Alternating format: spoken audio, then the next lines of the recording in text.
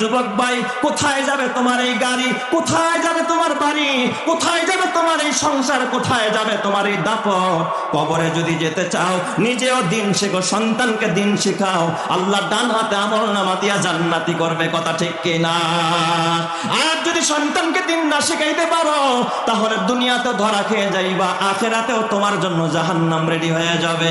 আমি বলেছিলাম আর ওই বাবাদের জন্য একটা সুসংবাদ, যেই বাবারা নিজেও দিন শিখে সন্তানকেও দিন শেখানোর জন্য মাদ্রাসায় দিয়ে দিছে।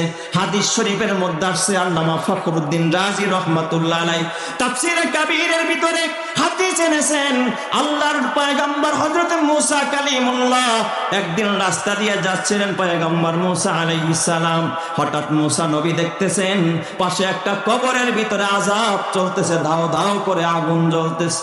কবরের ভিতরে দেখলেন সাপ বিচ্ছু ওই লাশকে কামড়াচ্ছে, আগুন